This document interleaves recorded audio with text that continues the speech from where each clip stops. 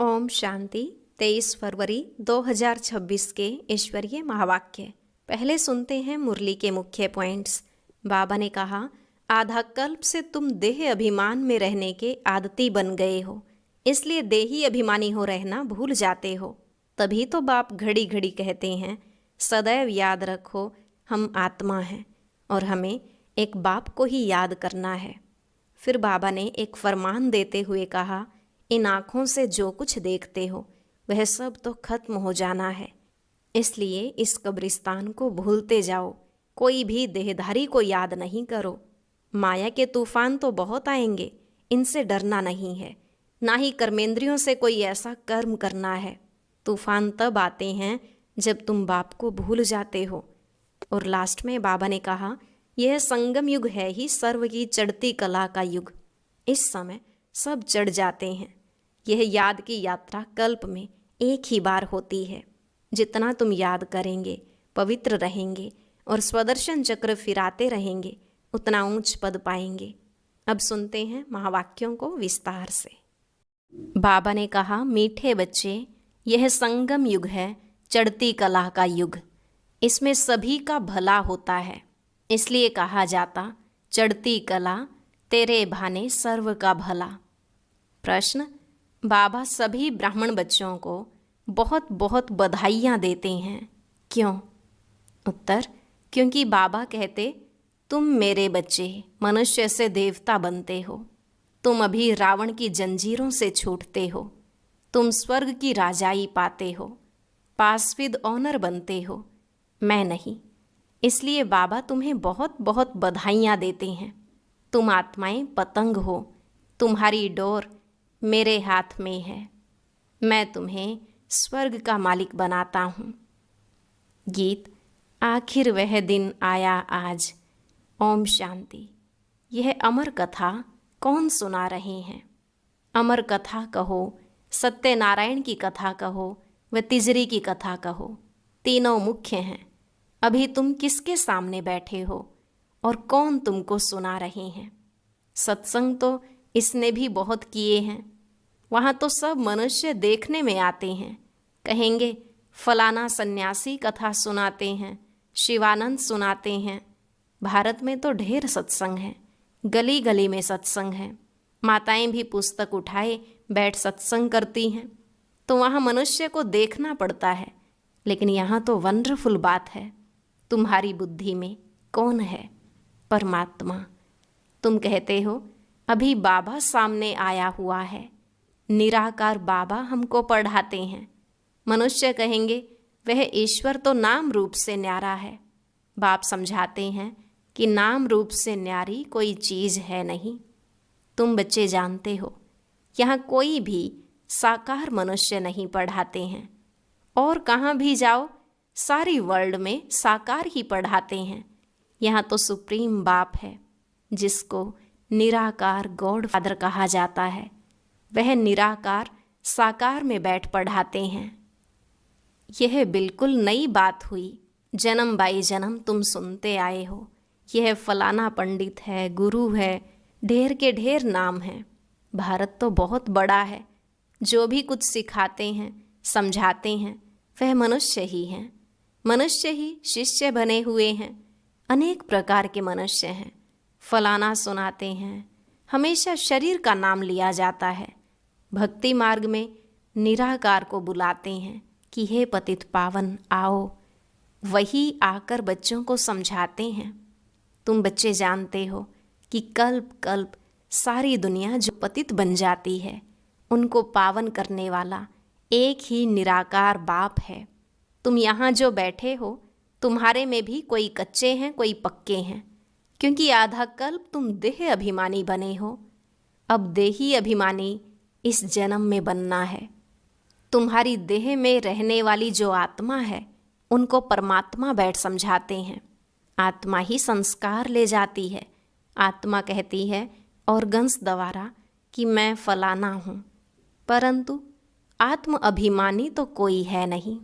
बाप समझाते हैं, जो इस भारत में सूर्यवंशी चंद्रवंशी थे, वही इस समय आकर ब्राह्मण बनेंगे, फिर देवता बनेंगे। मनुष्य देह अभिमानी रहने के आदती हैं, देही अभिमानी रहना भूल जाते हैं। इसलिए बाप घड़ी घड़ी कहते हैं देही अभिमानी बनो। आत्मा ही भिन्न भिन्न चोला लेकर पार्ट बजाती है। यह हैं उनके ऑर्गन्स। अब बाप बच्चों को कहते हैं मन मना भव। बाकी सिर्फ गीता पढ़ने से कोई राज्य भाग्य थोड़े ही मिल सकता है। तुमको इस समय त्रिकालदर्शी बनाया जाता है। रात दिन का फर्क हो गया है। बाप समझाते हैं मैं तुमको राजयोग सिखाता हूँ। श्री कृष्ण तो सतयुग का प्रिंस है। जो सूर्यवंशी देवताएं थे उनमें कोई ज्ञान नहीं। ज्ञान तो प्रायलोप हो जाएगा। ज्ञान है ही सद्गति के लिए। सतयुग में दुर्गति में कोई होता ही नहीं। वह है ही सतयुग। अभी है कलयुग। भारत में पहले सूर्यवंशी 8 जन्म, फिर चंद्रवंशी 12 जन्म। यह एक जन्म अभी तुम्हारा सबसे अच्छा जन्म है। तुम हो प्रजापिता ब्रह्मा मुखवंशावली। यह है सर्वोत्तम धर्म। देवता धर्म सर्वोत्तम धर्म नहीं कहेंगे। ब्राह्मण धर्म सबसे ऊंच है। देवताएं तो प्रारब्ध भोगते हैं। आजकल बहुत सोशल वर्कर हैं। तुम्हारी है रूहानी सर्विस। वह है जिस्मानी सेवा करना। रूहानी सर्विस एक ही बार होती है। आगे यह सोशल वर्कर आदि नहीं थे। राजा रानी राज्य करते थे। सतयुग में देवी देवता थे। तुम ही पूज्य थे, फिर पुजारी बने। लक्ष्मी नारायण द्वापर में जब वाम मार्ग में जाते हैं तो मंदिर बनाते हैं। पहले पहले शिव का बनाते हैं। वह है सर्व का सद्गति दाता, तो उनकी जरूर पूजा होनी चाहिए। शिव बाबा ने ही आत्माओं को निर्विकारी बनाया था ना। फिर होती है देवताओं की पूजा। तुम ही पूज्य थे, फिर पुजारी बने। बाबा ने समझाया चक्र को याद करते रहो। सीढ़ी उतरते उतरते एकदम पट पर आकर पड़े हो। अभी तुम्हारी चढ़ती कला है। कहते हैं चढ़ती कला तेरे भाने सर्व का भला। सारी दुनिया के मनुष्य मात्र की अब चढ़ती कला करता हूँ। पतित पावन आकर सबको पावन बनाते हैं। जब सतयुग था तो चढ़ती कला थी और बाकी सब आत्माएं मुक्तिधाम में थी। बाप बैठ समझाते हैं मीठे मीठे बच्चों, मेरा जन्म भारत में ही होता है। शिव बाबा आया था, गाया हुआ है, अब फिर आया हुआ है। इसको कहा जाता है राजस्व अश्वमेध अविनाशी रुद्र ज्ञान यज्ञ। स्वराज्य पाने के लिए यज्ञ रचा हुआ है। विघ्न भी पड़े थे, अब भी पड़ रहे हैं। माताओं पर अत्याचार होते हैं। कहते हैं बाबा हमको यह निर्वस्त्र करते हैं, हमको यह छोड़ते नहीं हैं। बाबा हमारी रक्षा करो। दिखाते हैं द्रौपदी की रक्षा हुई। अभी तुम 21 जन्मों के लिए बेहद के बाप से वर्षा लेने आए हो। याद की यात्रा में रहकर अपने को पवित्र बनाते हो। फिर विकार में गए तो खलास, एकदम गिर पड़ेंगे। इसलिए बाप कहते हैं पवित्र जरूर रहना है। जो कल्प पहले बने थे वही पवित्रता की प्रतिज्ञा करेंगे। फिर कोई पवित्र रह सकते हैं, कोई नहीं रह सकते हैं। मुख्य बात है याद की। याद करेंगे, पवित्र रहेंगे और स्वदर्शन चक्र फिराते रहेंगे तो फिर ऊंच पद पाएंगे। विष्णु के 2 रूप राज्य करते हैं ना, परंतु विष्णु को जो शंख रूप दे दिया है वह देवताओं को नहीं है, लक्ष्मी नारायण को भी नहीं था। विष्णु तो सूक्ष्म वतन में रहते हैं। उनको चक्र के नॉलेज की दरकार नहीं है। वहाँ मूवी चलती है। अभी तुम जानते हो कि हम शांति धाम के रहने वाले हैं। वह है निराकारी दुनिया। अब आत्मा क्या चीज़ है वह भी मनुष्य मात्र नहीं जानते। कह देते आत्मा सो परमात्मा। आत्मा के लिए कहते हैं एक चमकता हुआ सितारा है जो भ्रिकुटी के बीच रहता है। इन आँखों से देख न सके, भल कोई कितना भी कोशिश करें, शीशे आदि में बंद करके रखें कि देखें कि आत्मा निकलती कैसे है। कोशिश करते हैं परंतु किसको भी पता नहीं पड़ता है आत्मा क्या चीज़ है, कैसे निकलती है।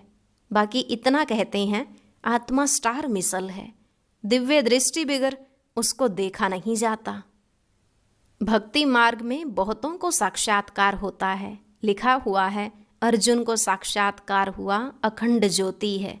अर्जुन ने कहा, हम सहन नहीं कर सकते। बाप समझाते हैं, इतना तेजोमय आदि है नहीं। जैसे आत्मा आकर शरीर में प्रवेश करती है, पता थोड़े ही पड़ता है। अब तुम भी जानते हो कि बाबा कैसे प्रवेश कर बोलते हैं। आत्मा आकर बोलती है। यह भी ड्रामा में सारी नोंद है। इसमें कोई के ताकत की बात नहीं।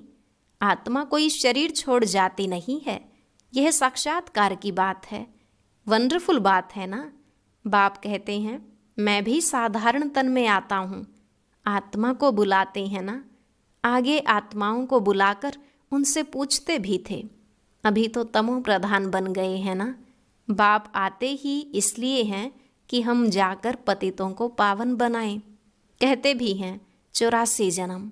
तो समझना चाहिए कि जो पहले आए हैं उन्होंने ही जरूर 84 जन्म लिए होंगे। वह तो लाखों वर्ष कह देते हैं। अब बाप समझाते हैं, तुमको स्वर्ग में भेजा था, तुमने जाकर राज्य किया था।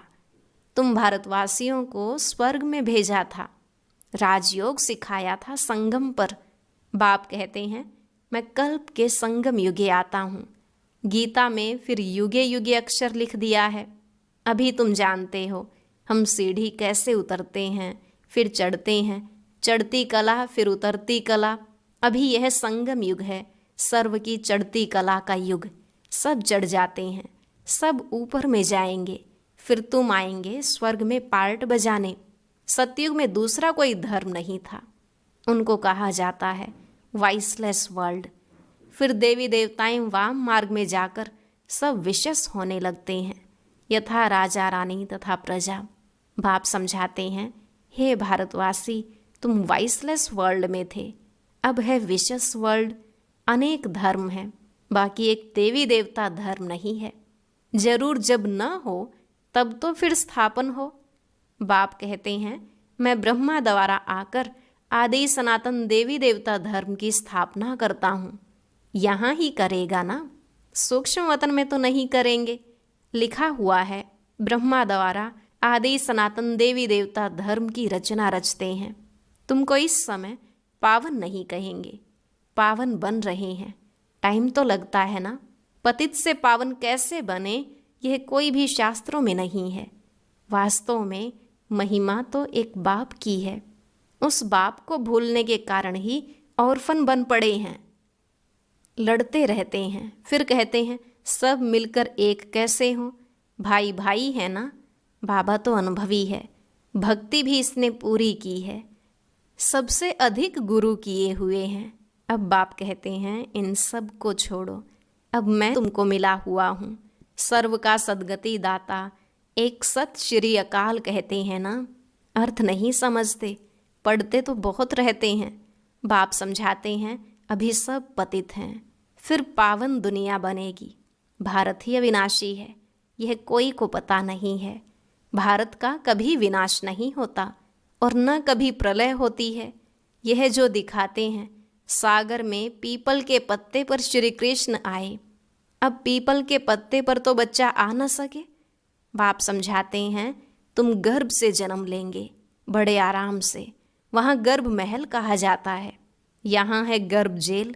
सतयुग में है गर्भ महल। आत्मा को पहले से ही साक्षात्कार होता है। यह तन छोड़ दूसरा लेना है। वहाँ आत्म अभिमानी रहते हैं। मनुष्य तो न रचयिता को न रचना के आदि मध्य अंत को जानते हैं। अभी तुम जानते हो, बाप है ज्ञान का सागर, तुम मास्टर सागर हो। तुम माताएं हो नदियाँ और यह गोप हैं ज्ञान मानसरोवर। यह ज्ञान नदियाँ हैं, तुम हो सरोवर। प्रवृत्ति मार्ग चाहिए ना। तुम्हारा पवित्र ग्रस्त आश्रम था, अभी पतित है। बाप कहते हैं, यह सदैव याद रखो कि हम आत्मा हैं। एक बाप को याद करना है। बाबा ने फरमान दिया है, कोई भी देहधारी को याद न करो। इन आँखों से जो कुछ देखते हो वह सब खत्म हो जाना है। इसलिए बाप कहते हैं, मन मना भव मध्य जी भव। इस कब्रिस्तान को भूलते जाओ। माया के तूफान तो बहुत आएंगे, इनसे डरना नहीं है। बहुत तूफान आएंगे, परंतु कर्मेंद्रियों से विकर्म नहीं करना है। तूफान आते हैं तब जब तुम बाप को भूल जाते हो। यह याद की यात्रा एक ही बार होती है, वह है मृत्युलोक की यात्राएं। अमर लोक की यात्रा यह है। तो अब बाप कहते हैं, कोई भी देहधारी को याद न करो। बच्चे शिव जयंती की कितनी तारें भेजते हैं। बाप कहते हैं, तत्वम। तुम बच्चों को भी बाप बधाइयाँ देते हैं। वास्तव में तुमको बधाइयाँ हो, क्योंकि मनुष्य से देवता तुम बनते हो। फिर जो पास विद ऑनर होगा उनको जास्ती मार्क्स और अच्छा नंबर मिलेगा। बाप तुमको बधाइयाँ देते हैं कि अब तुम रावण की जंजीरों से छूटते हो। सभी आत्माएं पतंगे हैं, सबकी रस्सी बाप के हाथ में है, वह सबको ले जाएंगे। सर्व के सद्गति दाता हैं, परंतु तुम स्वर्ग की राजाई पाने के लिए पुरुषार्थ कर रहे हो। अच्छा, मीठे मीठे सिकिलधे बच्चों प्रति माता पिता बाप दादा का याद प्यार और गुड मॉर्निंग। रूहानी बाप की रूहानी बच्चों को नमस्ते। रूहानी बच्चों की रूहानी बाप दादा को नमस्ते नमस्ते, गुड मॉर्निंग, शुक्रिया बाबा, शुक्रिया। धारणा के लिए मुख्य सार। पहला पॉइंट, पास विद ऑनर होने के लिए एक बाप को याद करना है, किसी भी देहधारी को नहीं।